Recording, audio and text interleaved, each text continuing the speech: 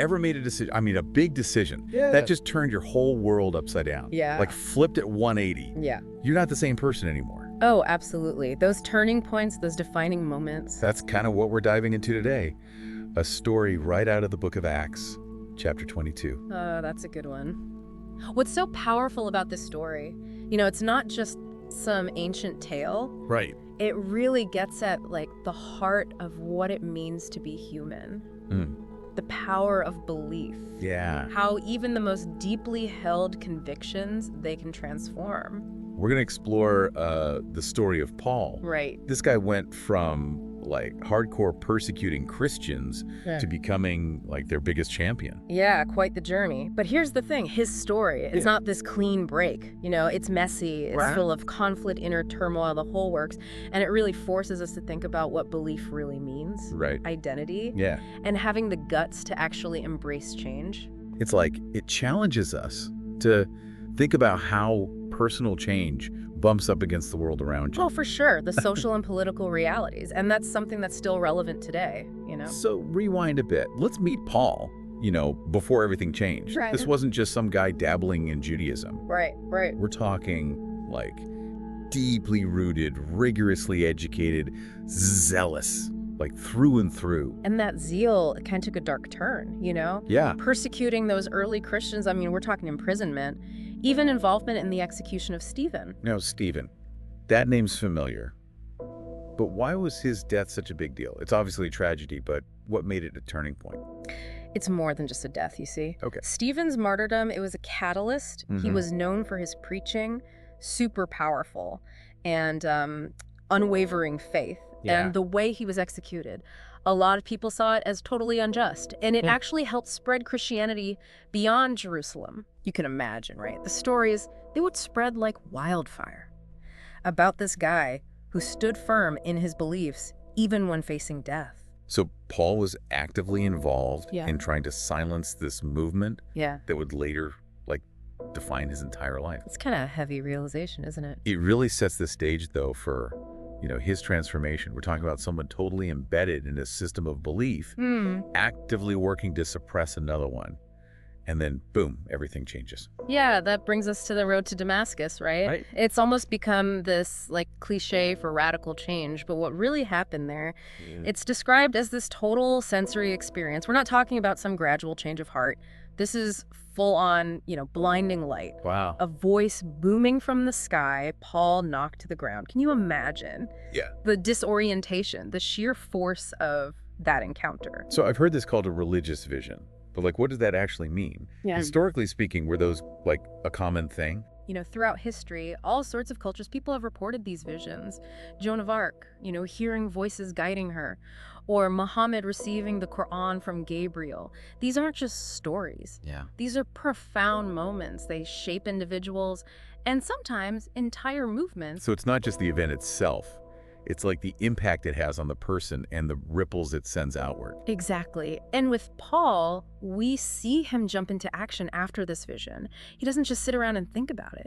He stops persecuting Christians and starts following the very teachings he was trying to wipe out. It's a complete 180.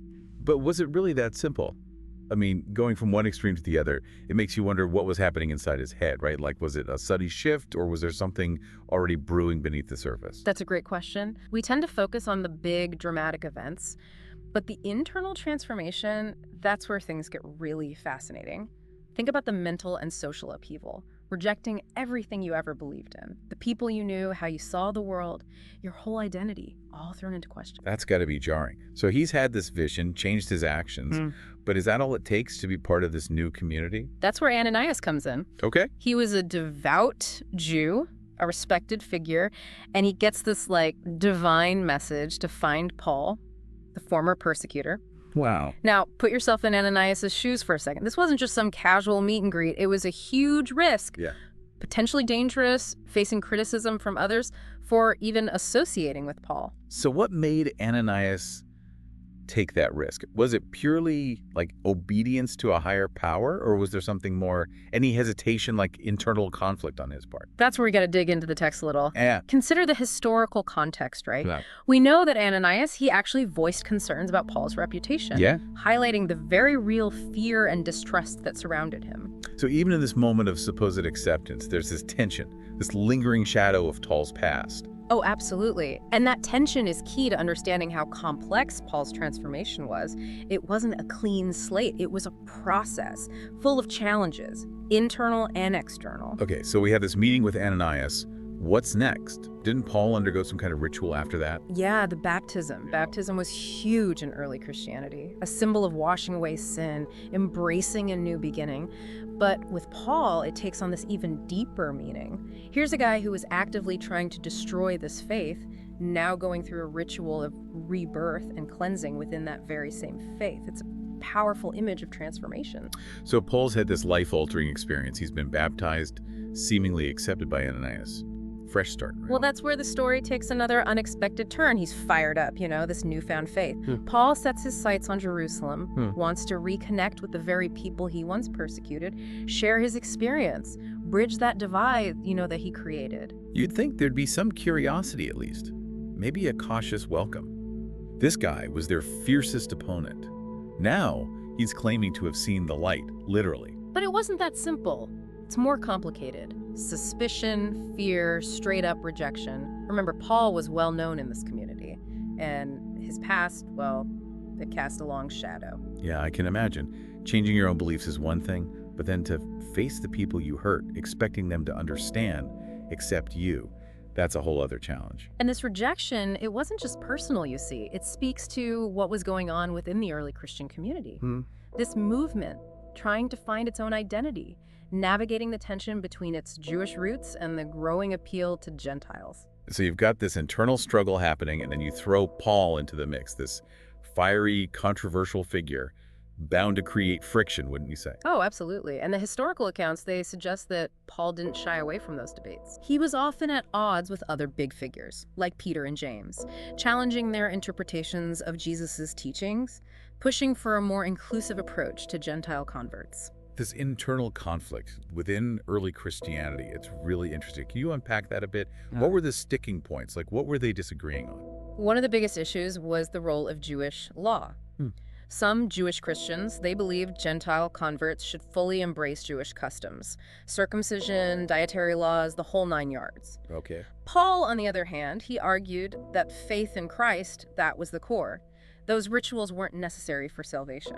So it's like a fundamental question of what it meant to be a Christian, right? Exactly. Was it about holding on to tradition, or was it about forging a new path that went beyond those cultural boundaries? Exactly. And Paul's stance, emphasizing grace over the law, it was radical. It challenged the established order.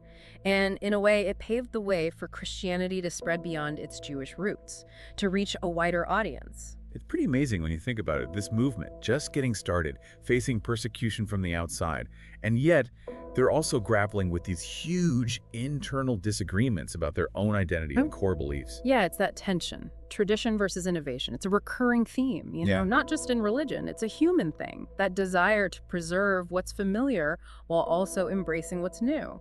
And sometimes that tension leads to growth, change. It reminds us that even within groups that share a common belief, there can be a spectrum of interpretations, a need for dialogue, maybe even some healthy debate to reach a deeper understanding. Exactly. And Paul's story, it embodies that. He wasn't afraid to shake things up, even if it meant facing opposition from his own community. His commitment to his interpretation of the faith, his willingness to engage in those debates, it shaped early Christianity. So it wasn't just about his own personal transformation.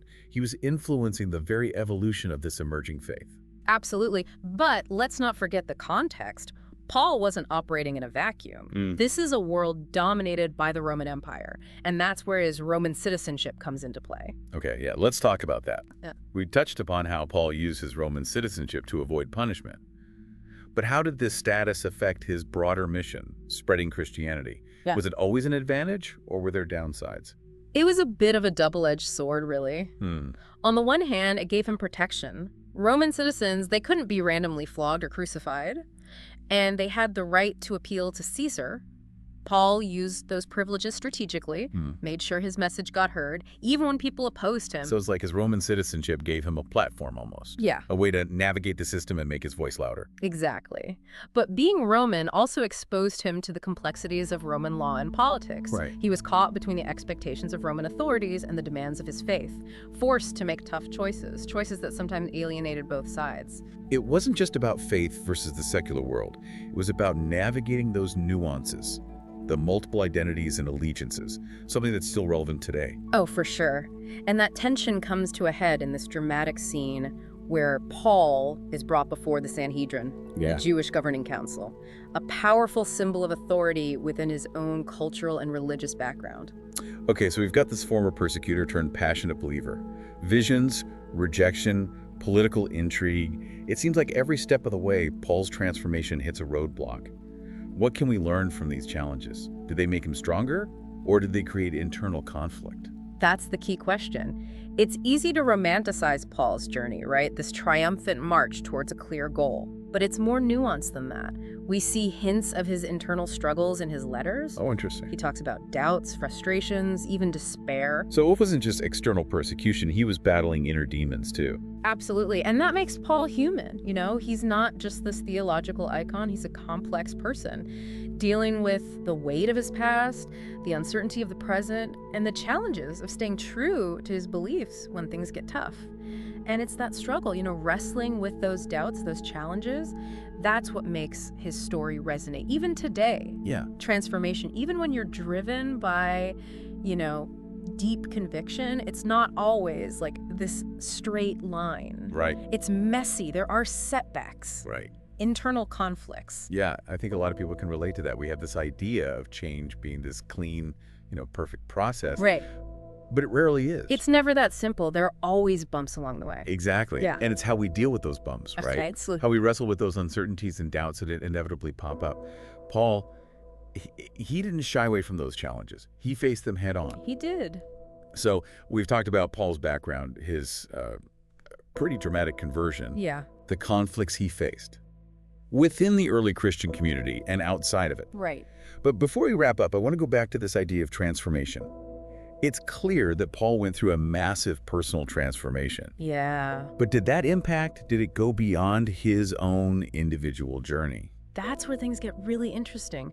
Paul's transformation, it wasn't just about him.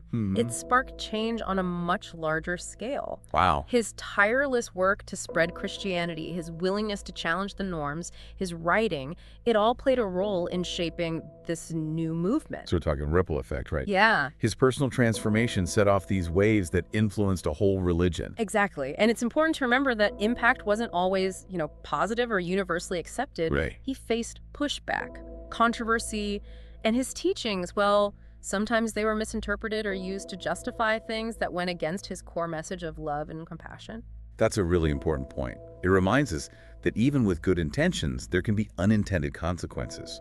And the way ideas are interpreted and used can evolve in ways the originator might not have even imagined. Exactly. It's that complexity, the interplay between intention and outcome. It's something to think about as we study history, as we try to understand the impact people have on the world. So as we wrap up our deep dive into Paul's transformation, what's the one thing you hope our listeners take away? What's the big lesson that goes beyond this specific historical story? I think for me, the most powerful takeaway is that transformation is a journey. It's ongoing, not a one-time event. It's about constantly engaging with what we believe, questioning our assumptions, and being open to adapting, evolving as we encounter new things, a new perspective. And it's recognizing that it's not always going to be easy. For sure. Right. There will be internal struggles, those external conflicts, moments of doubt, but it's through those challenges that we can really refine our understanding of ourselves and the world around us. I couldn't have said it better myself. Even though Paul lived so long ago, his story offers these timeless insights into belief, identity, and the guts it takes to embrace change.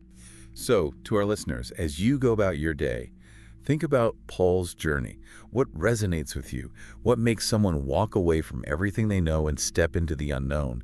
And how can we, in our own lives, tap into that spirit of transformation, that willingness to challenge our own beliefs and strive for a deeper understanding? We've just scratched the surface, so keep exploring. Dive into the book of Acts, read Paul's letters, and maybe even ponder this. If Paul were alive today, would he be advocating for change within those established systems, or would he be out there building something entirely new?